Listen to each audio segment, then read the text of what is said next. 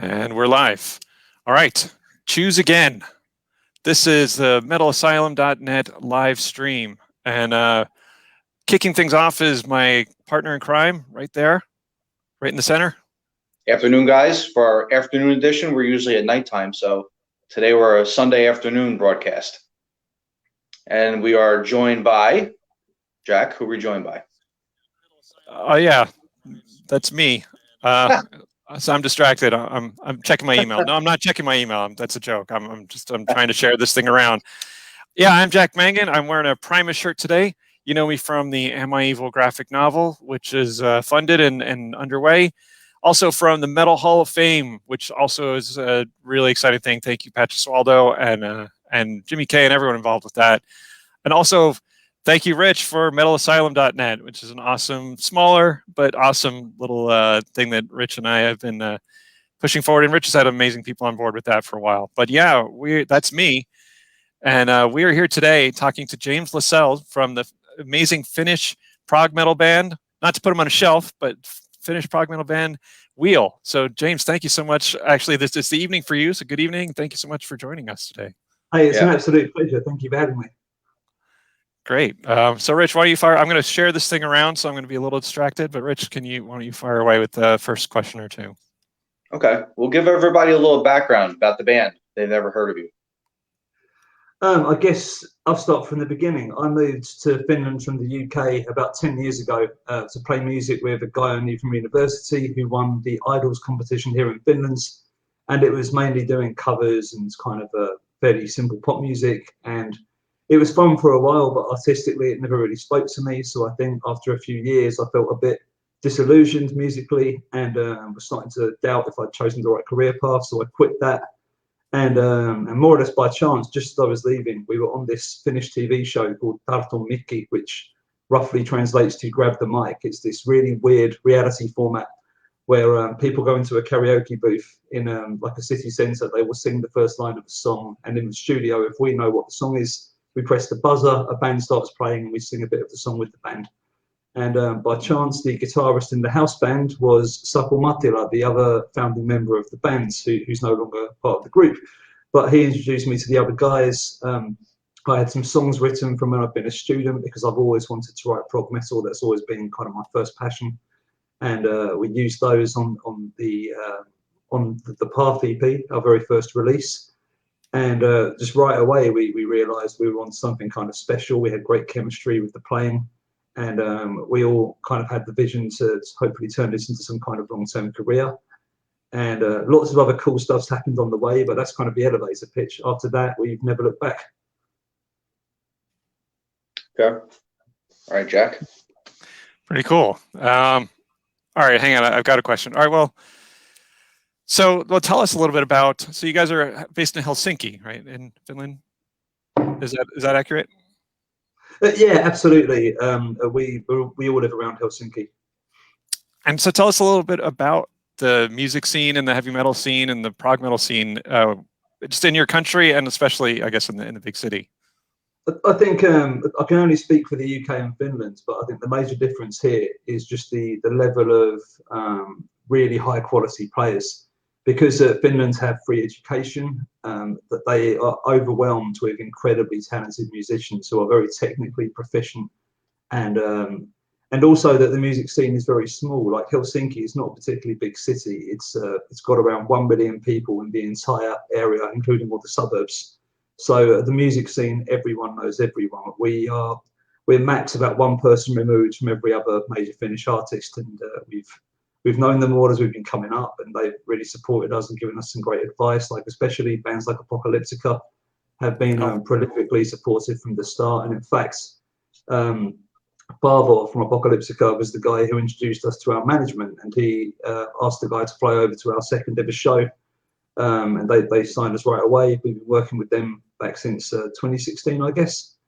And yeah, we wouldn't have any of this without those kind of connections. So don't get me wrong, we work very, very hard, but we've also had a fair bit of luck along the way with these connections. And I think it's definitely been aided by this very small, very talented scene. So anyone looking for people in the band and thinking I'm just missing this one guy or I'm missing all the guys, come to Helsinki because it's overrun with them. You can't go around a street corner without finding some kind of shred hero. So I recommend it. Or a shredding cellist. Yeah, I've covered Apocalyptica in the past. They're amazing. Big fan. So I said they're crazy good musicians. We played with them last March, just before the pandemic, and I actually sang a few songs with them, which was an amazing experience. And I completely agree. I mean, they've got these really two sides to the band as well. They've got their more commercially oriented stuff with kind of traditional pop rock metal songs, and they've worked with some pretty huge artists doing that. But also, they're a really serious prog band. Like the last album they did, it's incredibly progressive, and of course, that's the part that really speaks to me as a prog guy. But I like all the stuff they do. I think it's really refreshing, and especially any band that starts off as kind of a novelty project doing Metallica covers on cellos and ends up having a 20-year career. I mean, hats off to that, because who would have predicted that when they began? It's pretty damn impressive. agreed, for sure. Yeah. All right, Rich. Yeah, I was actually going to ask you a question similar to that about your fellow countrymen and your fellow bands from your country. So are you influenced by other bands like Amorphis or Stratovarius or Lordi or Children of Bodom or Nightwish? We've kind of got a story, or at least an anecdote, about all of them, I think. But when I first moved here, I've known Matthias from Stratovarius for years. He's their guitarist who's he was actually recording our very first demo back in the day when we started out. He was the engineer, and he did a rough mix for us when we thought it was just going to be a demo, and we ended up getting it remixed, and we planned to release it properly. So Stratovarius and their bassist Lauri Borra as well has been a big supporter. He actually came to see us when we were supporting Children of Bodom at the end 2 years ago. There's your second anecdote. We got the chance to support them in the ISOL here in Finland. And of course, it was a real privilege to get to play with them, and especially considering recent events with Alexei's death, which is unbelievably tragic. Our drummer, Santeri, actually was in a band at school with Alexei, so they go way, way back. So I think especially for him, it hit him really hard when he died. And with Nightwish, I was working with Marko Hietala a couple of years back. He was doing an English version of his solo Finnish album. And I was kind of helping him change some of the lyrics. He wanted to keep some of the poetry and just convert it into sort of British style English. And he's a great, great guy. Like we're into similar kinds of fictions. We really hit it off right away. Very talented. And I think in Finland, at least I haven't really met any of these old school divas in the music industry. Everyone is extremely down to earth, and it's kind of humbling, because even these people who've had these huge careers and these these really prolific shows and whatnot, they're very much regular people, and they're not they haven't become disillusioned. I think down the line. Nice. Well, so you guys work with each other and you support each other. Yeah, completely. And I think it's really great just to see other bands from Finland doing well internationally too, because it's a small country, and I think coming from the UK, we were always very aware that our culture was very much a global export. So I think there was it was always on the cards for bands that, hey, we can go and tour, because especially the language is very internationally tradable, just like US music. And I think in Finland, it's still very much seen as that they're the underdogs against this larger global community. So I think there's a real sense of shared achievement when anyone or anything from Finland becomes international. And having lived here for a while, I totally feel that too. Nice. All right. Well, this wasn't my next planned question, but I have to ask: does that apply also to Teemu Solani, who I was a big fan of, the famous hockey player, because he became a huge hit in North America when he came over here and played? Is he kind of a big hero back there in Finland?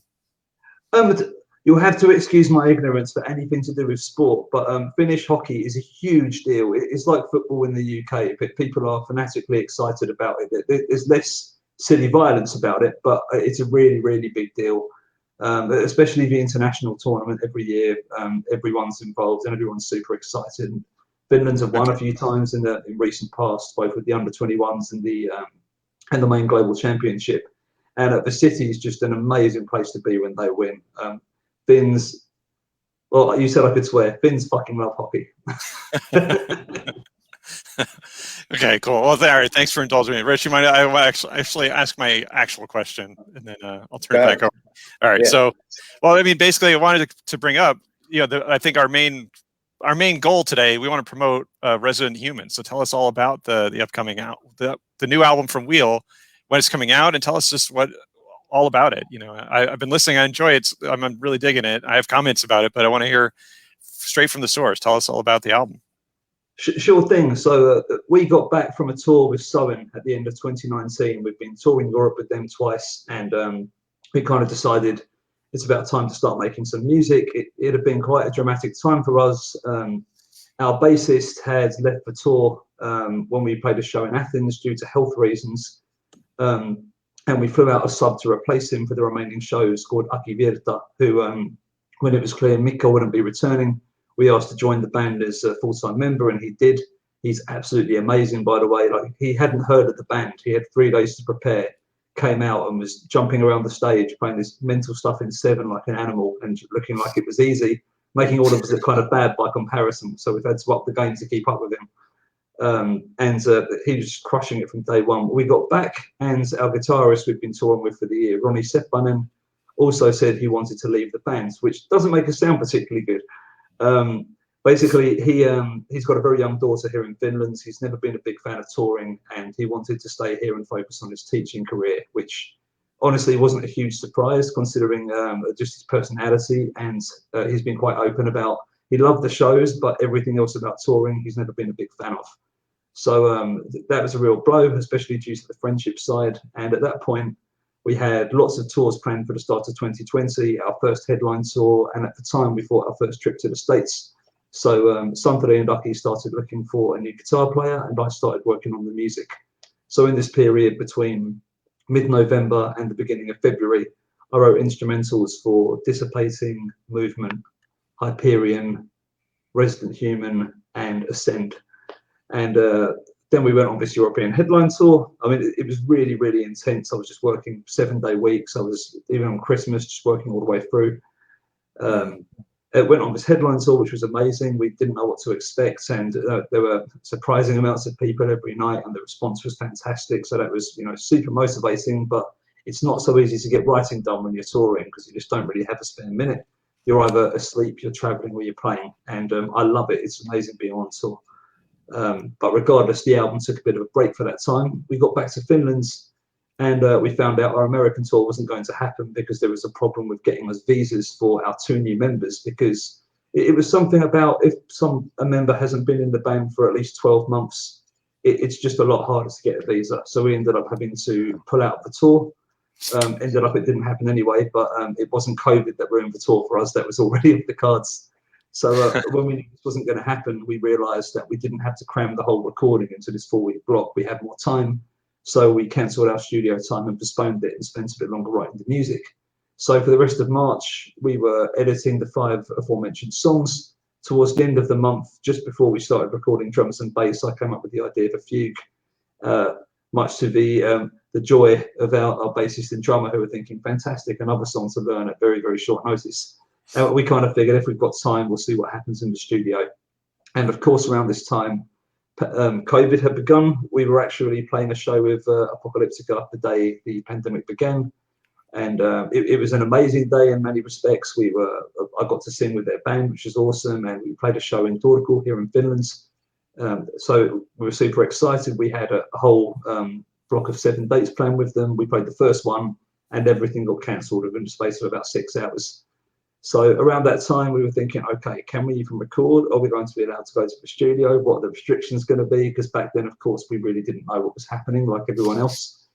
In fact, our guitarist at the time couldn't even come and join us in the studio because he lived in a different province, and the region we live in, Uusimaa, had been locked down for non-essential travel, and we reckoned that ours was not essential. So we went in there, we tracked drums and bass while this other guy was working remotely back in Tampere. And it was a really great experience. Like, Santeri was trying some stuff we've never done before. He's our drummer, by the way, super talented guy. In Hyperion, which we just released, we got about 1/3 through the song, and he said, this doesn't feel right, we're forcing it, let's just turn the click off. And we're quite comfortable programming these dynamic clicks throughout a song so we can control the tempo, acceleration and deceleration. But it was really scary just letting go and kind of just trusting we were going to land on our feet. And funnily enough, that was the move that kind of set up the style for the whole album, and how it's different from the last one, which was this vulnerability, this humanity, this showing this really authentic side of what the band is, and especially in terms of groove and dynamics, just really leaving that as we actually sound rather than trying to force it or fake it. Also, during that time when we were taking breaks, they had this really fancy old Yamaha piano in the studio, and I came up with the last track on the record, Old Earth, in the breaks when they weren't doing that stuff. So we also tracked that during this time. So again, during the pandemic, we had to do guitars next. Our guitarist couldn't. We had another guitarist who was going to be touring with us in America, and it just wasn't the right fit for the band. So we split amicably. And I ended up playing basically all the guitar on the record because we didn't have anyone else to do it. Apart from the guitar solo, which was Ronnie, our previous guy I mentioned, came back in to do a guest solo for that spot. So I was tracking here because we thought it was safer than doing it in a studio during the pandemic, and we reamped a lot of the stuff. But anyone listening who doesn't know what that means here I was playing into a computer, and then in a studio, we sent the guitar signal back out of a computer into an amplifier and recorded that amplifier with microphones. And the bits we couldn't do that with, we played live in the studio. But it just meant we could save some time being in a room with lots of other people. After all this stuff happens, just to continue my sob story, I had a bit of a burnout, to be honest, at the beginning of last summer. I think for reasons I've mentioned, it had been a very stressful period of time anyway. And I think that magnified by the global situation, I just had this crushing sense of despair that kind of hit me, and got kind of stripped away my inspiration to finish the songs and to write lyrics for it. We can talk about lyrical topics a bit in a minute, but I think at this point I'd written the vocals for Movement, but I had nothing else. I had no ideas, and nothing was coming. So I was sleeping 14 hours a day, not feeling particularly great. And around this time, I found the book Hyperion Cantos by Dan Simmons. And it's fun. I don't believe in fate at all, but I think I found this book at the perfect time, because I think some of the themes really helps me wrestle with some of the things I think all of us were wrestling with last year. Like, okay, everything stops. What am I doing with my life? Are these the right decisions? Am I happy? Do I want to keep doing this stuff? What would I change? Would I go back to doing things the same way? And I think a lot of this kind of stuff and the kind of philosophy of existence is covered brilliantly in that book. So that, alongside therapy and starting to exercise again and all this good stuff, has been a really big part of just recovering from that place last year. And I think also tying in with the theme of this vulnerability and humanity, it all led to this kind of overarching theme that we just wanted to portray that in all of its horror, like we do in tracks like Movement, and in all of its wonder, like we do in tracks like Dissipating and Hyperion. And there is this duality to human existence. If you read the news, you believe only horror is real, but then I think about all the people we've met while we travel and tour, and honestly, I believe most people are good. I believe most people want good things for other people. They're not bottomlessly selfish. And I think you see these wonderful acts of kindness all day that just tend to get dwarfed by the drama we see on the news or behaviour online. So yeah, it's been a real roller coaster, and I've been talking for ages. So at this point, we finished recording in October, and then we started planning to release. And yeah, it was a real roller coaster. But at this point, I'm so happy with the result. Like we're so excited to get this music out and to see how people react to it. Oh, that's great. That's a great answer, man. Don't worry. Don't censor yourself. That was great stuff. Well, thank you. So go ahead, Rich. I know you have the next question.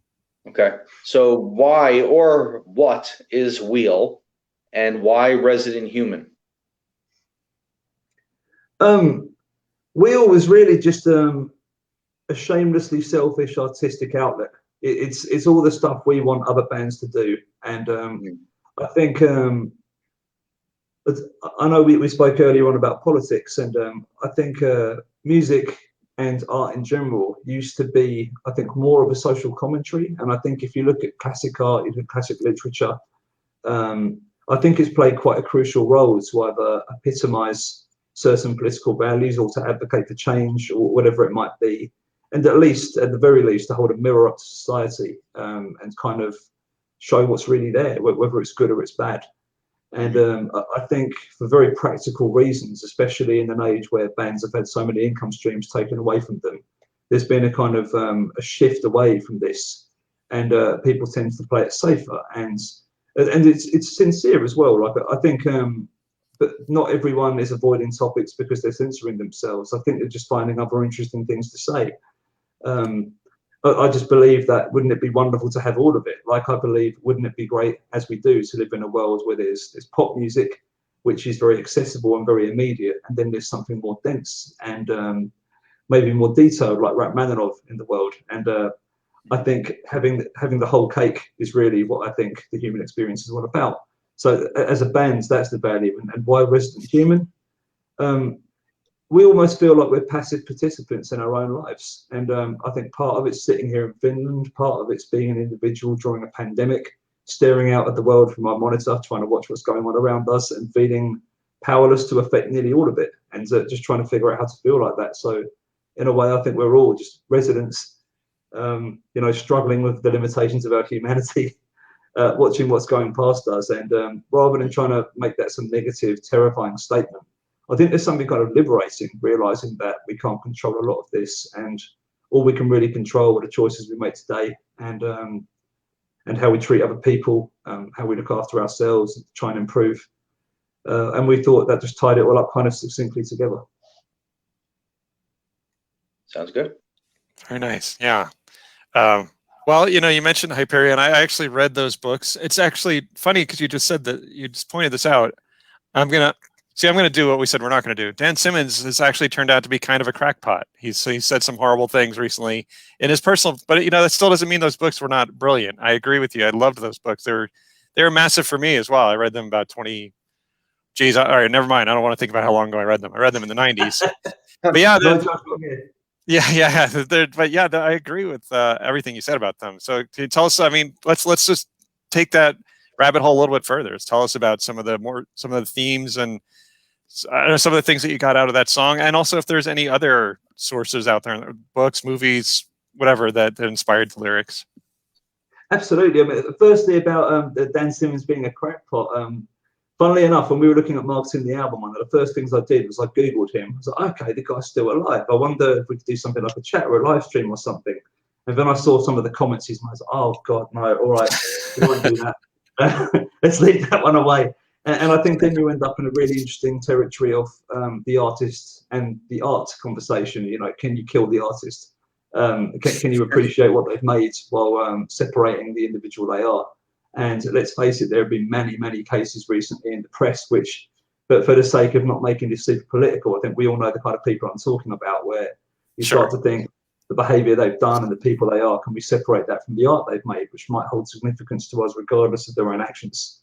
And at least with Dan Simmons, I can do it with fairly good faith because, he hasn't murdered any babies, at least. So I think I'm comfortable to kind of leave that stuff to one side. But I also think that's a personal choice that everyone should make. And as long as they realise they're making one, I think that's pretty okay. So with that bonfire out of the way, about the topics in the book, I think, especially in the third and fourth book, this kind of Messiah character, who's talking about the indifference of the universe and how we should feel about that. I really explored that in the song Dissipating, the first track on the records. And it's just this idea that the universe seems extremely hostile, this idea that once you're out of Earth's atmosphere, there's a vacuum, it's incredibly cold.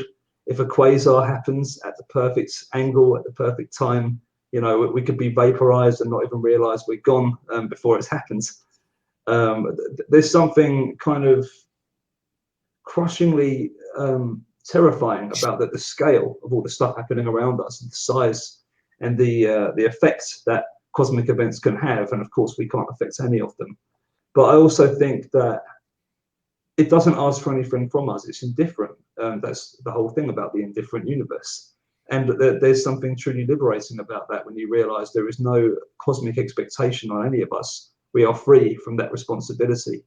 And once you remove that kind of viewpoint from our minds, because of course historically that's been very much what humans have done. We used to think we were the center of the universe. Then we realized actually, no, okay, we revolve around the sun. Maybe that's the center of the universe. Oh no. And every time the lens kind of comes out further, I think there's a real danger of becoming nihilistic and kind of thinking that this is all pointless and why get out of bed in the morning.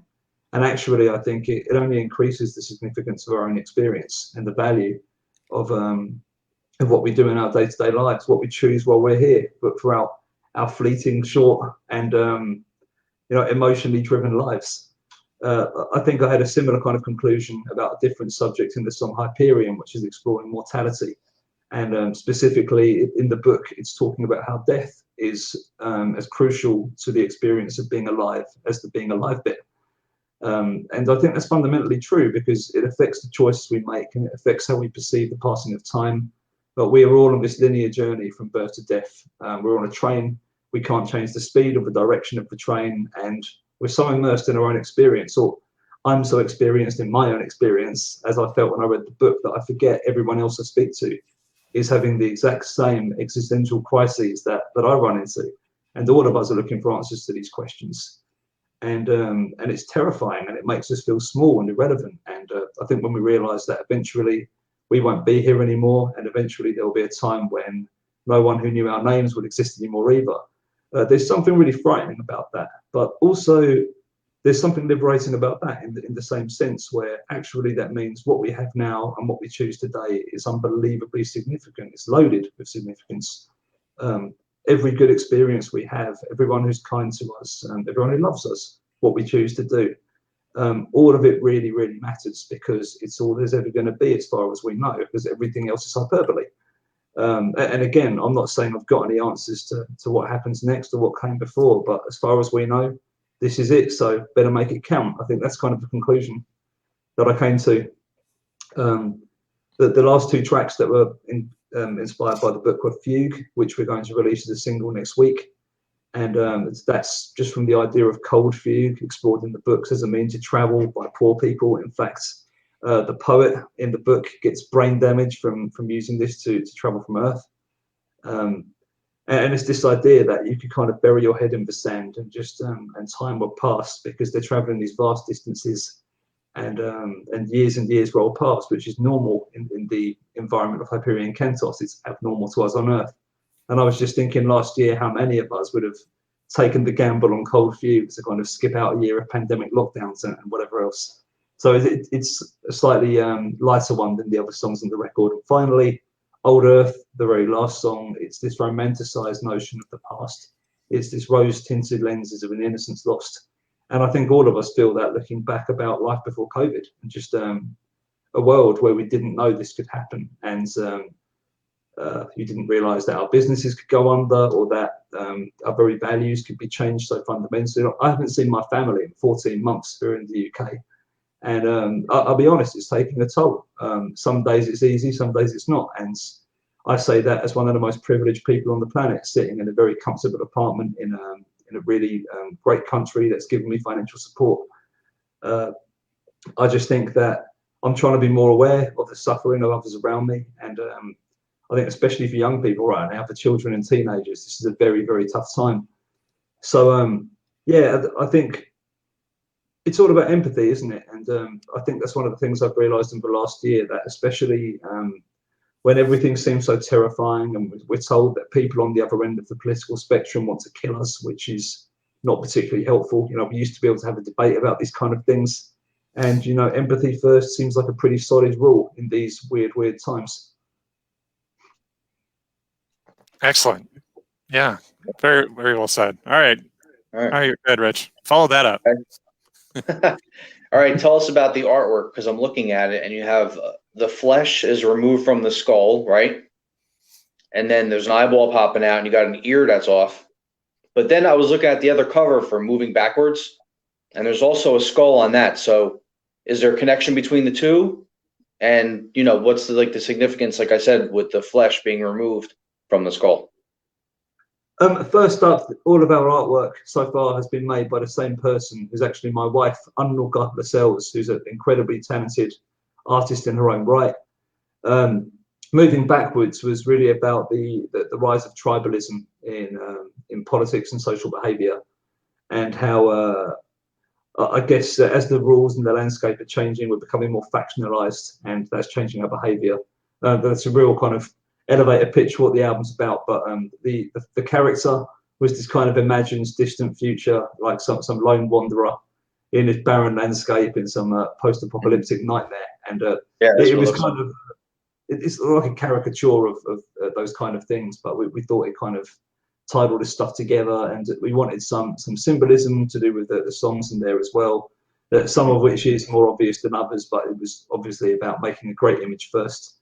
In comparison, that this album, Resident Human, from the subjects I've been speaking about, we kind of thought it was a figurative deconstruction of the human condition, exploring both outwardly, socially, what's going on right now, and inwardly, what's we've all been kind of forced to consider over the past 12 months. So we wanted the artwork to be a literal deconstruction of the human condition. And in terms of inspiration, we were looking at these old Victorian medical textbooks where they've got like cross sections of human bodies that, let's face it, were probably drawn from life, which is kind of morbid when you think about it. And it's also got a vibe of insects pinned onto a board in a museum. Yeah. And we wanted those kind of artistic values to be conveyed through the image. And I mean, literally, we were talking about this at home over coffee one morning, and Unsel was getting really excited. So, oh, I've enjoyed this right away. Literally 3 days later, she made that, and the whole band did, yeah, that's awesome. We'll use it. So, you know, hats off to her. She's yet again saved our album cover. Yeah, nice, very nice artwork. I'm an artist myself, so I dug it. Oh, cool. What kind of stuff do you make? I do a lot of 3D stuff. I do some painting. I do some landscape painting. I do some monster making. I do creature effects. I do special effects makeup. So I dabble in a lot of stuff. Well, I know it's a little off topic and maybe a weird thing to ask during an interview, but I'd love to see some of it. If you want to send me a link after this, I'd love to check it out. Cool. Thanks. I will. Always looking for new art. Yeah. I do all different kinds of stuff. I kind of run the gamut, but like I said before, I'll do like a landscape painting, and then I'll do a movie maniac running around with a hatchet in their hand or something. I don't know. I do different things, whatever inspires me. It's pretty prog to mix all that stuff up, to be honest. Yeah, right. Yeah. Rich has done a very cool Eddie. Of course, everybody in the metal world knows Eddie. Did a cool the Purgatory Eddie mask. That's right. It's pretty badass, actually. Yeah.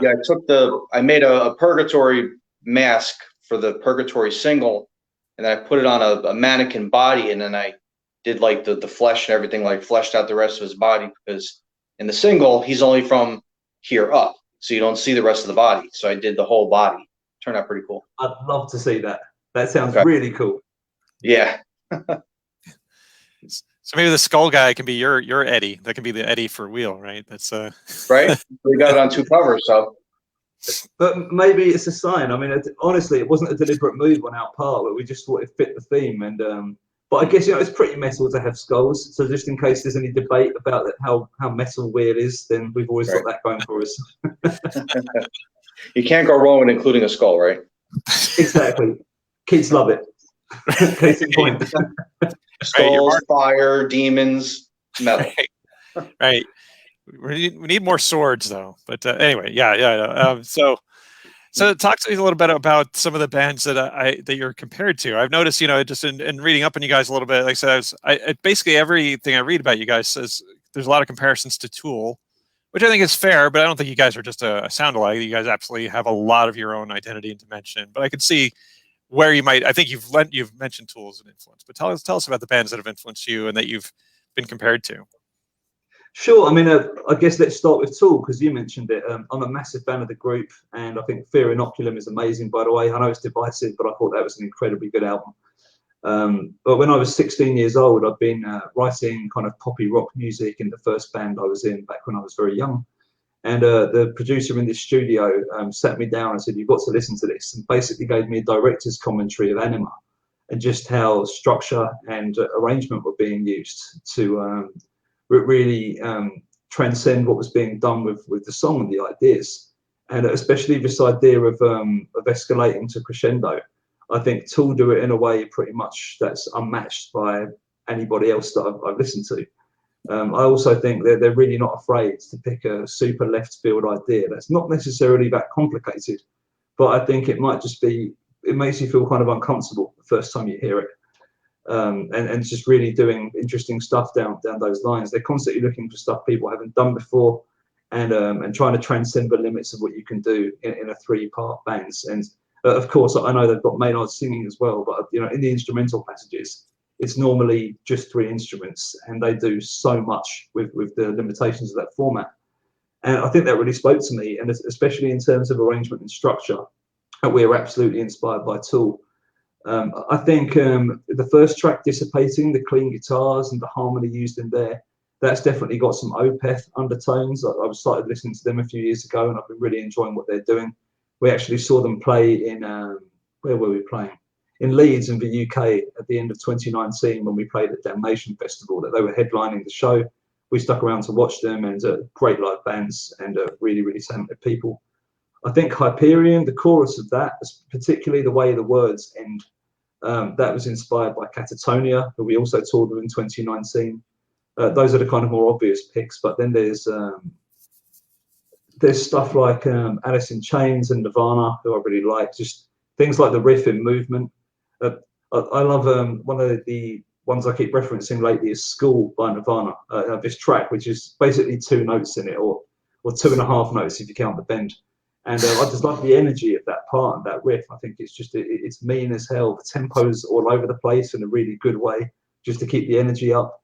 And I think that's always spoken to me. I think Radiohead as well. I love what they do, and I think maybe that's been why I've always been more interested in the melodic side of heavy music rather than just going for only dissonance. Because we do some dissonant stuff too, but we kind of temper it with melody where possible.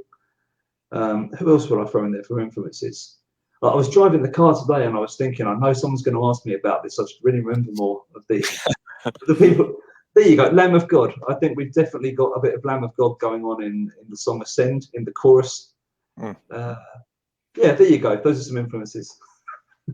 All right, yeah, I wouldn't have heard the last one. I don't, but the rest of them, yeah, I got Catatonia for sure, Opeth for sure. Yeah. All right, cool. All right, Rich, what do you got? So until you're able to perform live, are you going to do anything virtual, like a couple songs or a full show? We're honestly not sure at the moment. We've been approached by a few people to do it. I think we just don't want it to feel like it's something we're tacking on out of desperation. But if we can find something interesting to do with that format that we feel represents us well and feels natural, we want to do it. But we're really trying to steer clear of just the basic live stream set in a studio with no lights, because I think if we're really honest, no matter how good the band is, and I've watched some really, really great bands do these streams in the past 12 months, I think it comes across kind of like a bad show. You don't have the huge PA system you're listening to it through. You don't have the audience interaction. It's just flatter than a gig, and it's better than them not playing at all. But I guess we've been watching that and thinking, what would we do to kind of capture what we think makes Wheel sound good in that format? And we've got a few ideas already, I think. But we probably will explore something like that in the future. We just haven't committed to it yet. We've been rehearsing like crazy lately to get the new music up to scratch, especially with our latest guitarist, Jussi Doronen, who's absolutely incredible. We're trying to get a bit more sound design stuff going on. And we started to experiment more with, when we play the songs live, we don't want to do just a carbon copy of what's on the record. We want to do something different with them. So hopefully there are some surprises for people who really know the songs well. And the more we get into that, I just love it, because we're never going to get bored. We can potentially play this stuff for 20 years and just keep ourselves entertained by just changing the rules. Because I think even I keep forgetting there aren't any rules and we can do what we like. So if we do any kind of live performance like that, I think that would have to factor in too, just to make it something really special. All right, cool.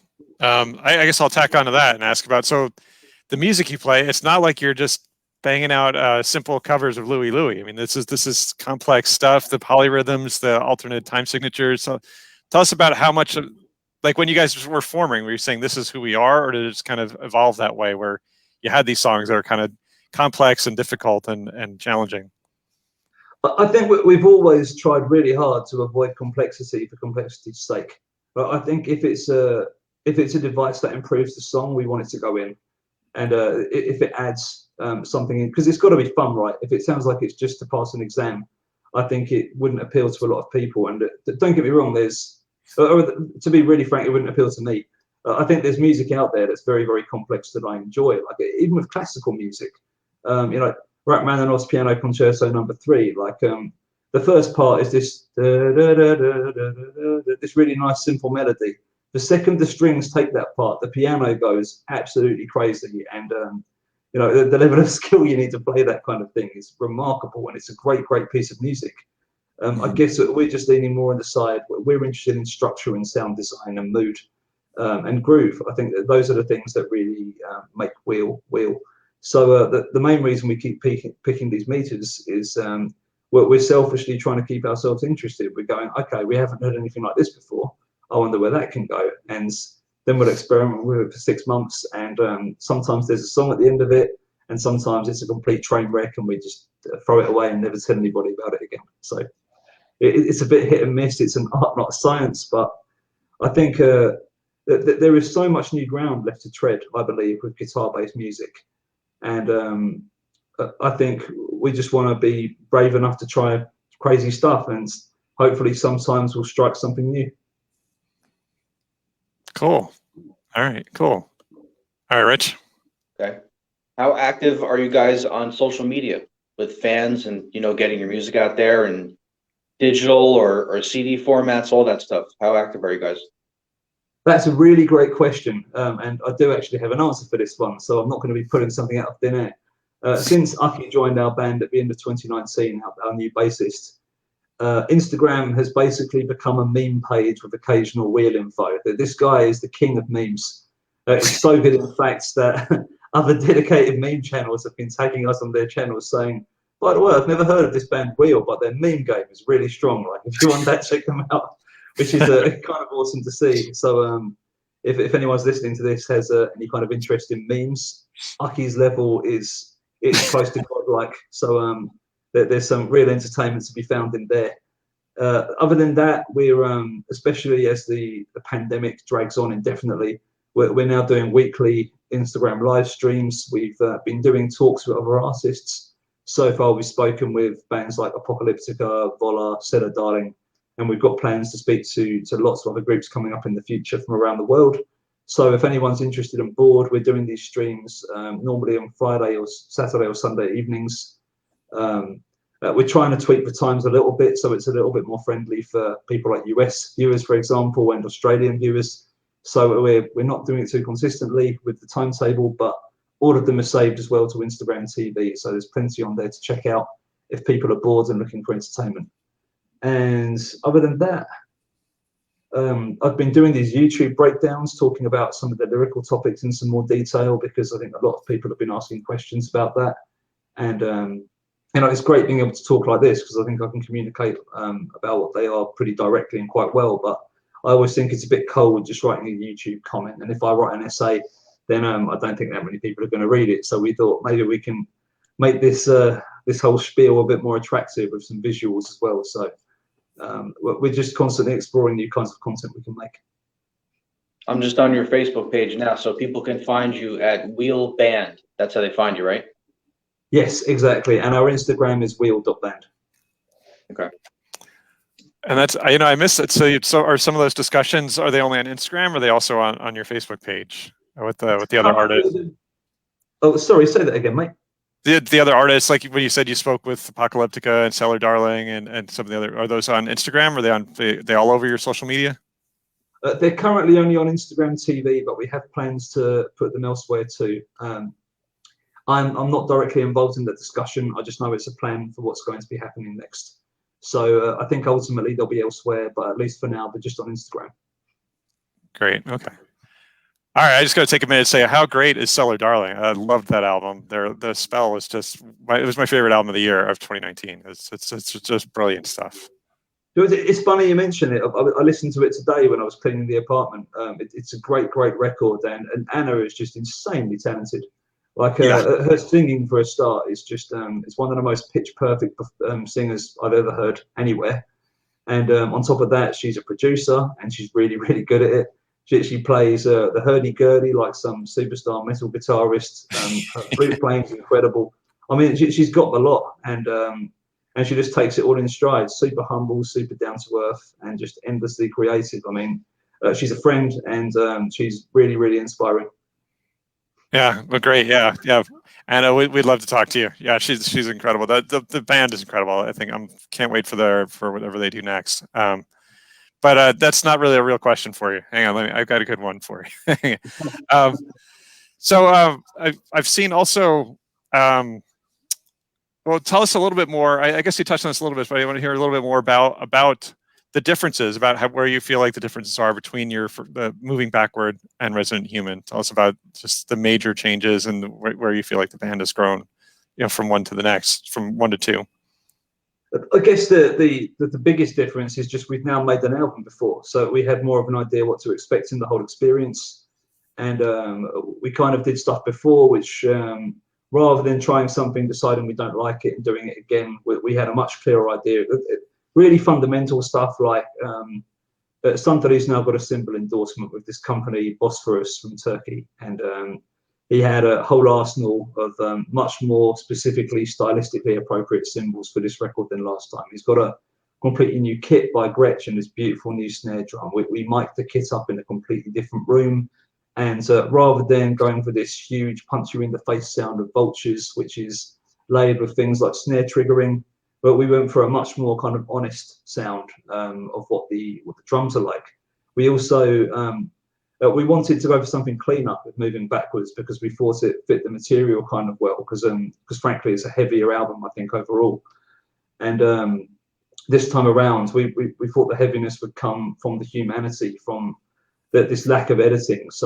But we left the vocals more unedited. We left, rather than trying to overcorrect the drums, if it was just a little bit off, we decided to keep it, because I've ended up, going back to old Black Sabbath and listening through to that, thinking, okay, this slams, even though, like, if you compare the guitar sounds on this record to modern metal, it's not as heavy in the technical sense, so there's not as much gain and compression in the guitar chain, but it still sounds really, really heavy.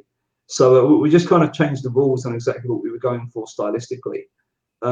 There are some common threads, like we're using this Victory V130 amplifier. I'm endorsed by Victory amps, and they're incredible. So I think that kind of makes up the body of the kind of meatiest guitar tones on the records. I'm also endorsed by Rohrkungus, and I didn't have the guitar for the last album we made. I got it just after we finished making it. So it was great to be able to use that now finally on the record. So instruments changed. I feel like I'm over-explaining that one. Otherwise, I think stylistically, I think we've got much more of a sense of who we are after touring for a year, because 2019 we were on the road just constantly. And I think we got used to hearing how it sounds every night playing these songs, not in a studio environment where we're aiming for this this kind of perfection, and just kind of letting it breathe and just be what it is and be who we are. And I think that was kind of what we wanted to capture this time round, was the essence of the groove, and the places where we push, the places where we pull back.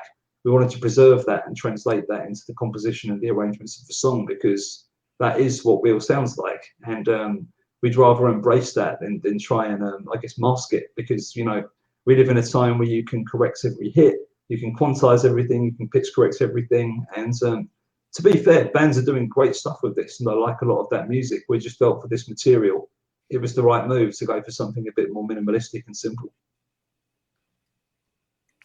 Cool. All right. Well, yeah, I think we're running low on time. But Rich, you want to ask the final question before we head out? Sure. What new metal music are you listening to? What new metal music? I think at the moment, I've been really digging Soen's new album. We toured with them back in 2019, as I mentioned, and I think they've done a really great job on that records. It's just great. Anyone who's looking for something cool to listen to right now, and it's not really new, but it's new for me. I've been digging back through Pantera's discography, because I realised there's lots of stuff that I didn't know. And that's another band where they're all about the groove. They're not using a click for that stuff. It's all over the place, and that makes it brilliant. So I've been having a real good time with that. And funnily enough, I feel everyone wants to talk about how great Dimebag Darrell's solos are, and they are great. But that guy's rhythm guitar playing is fantastic. Like the way he fits with the bass and the drums. they've got such a wonderful sense of groove. I've been really, really enjoying that. I have got another one for you, actually. Also, Mr. Bungle recently re-recorded and re-released Raging Wrath of the Easter Bunny with Dave Lombardo, and it's an amazing record. Like, I joined a gym at the start of this year. I've become one of those people that the New Year's gym trash that everyone looks down upon. And when I'm on the treadmill trying to look like I know what I'm doing and not to die, that's what I've been listening to to keep me running. It's a great album title, by the way. I love that. Let's say that again. The title of that's the title of the album, right? What is it again? The Raging Wrath of the Easter Bunny. Love it. Awesome. That is a 10-point album title. I totally agree. We can't compete with that. We wouldn't try. And Scott Ian, speaking of rhythm guitar playing, his rhythm playing on that album is just second to none. I mean, he's probably the best rhythm guitar player in the world. I know James Hetfield gets all the love, and deservedly so, but Scott Ian is just as good as it gets for rhythm guitar.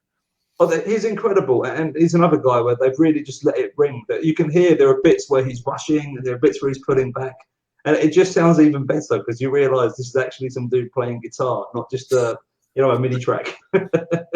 Right. Well, this has been great, man. I've really enjoyed the albums, and I really want to wish you guys the best. I want to hopefully 2021 is going to be good for you guys. Hopefully you can take us out, with some words of wisdom for the world, and tell people what to expect from Wheel in 2021. First of all, thank you both so much for having me. I really, really appreciate the interest, and all of us in the band, we're just so humbled anyone cares, because it's not a given that anyone should give a shit about the music we want to make, no matter how good we think it is. To the States, we are super excited to come over there at some point in the future. I have no idea when it's going to be because, the elephant in the room, that whole pandemic thing.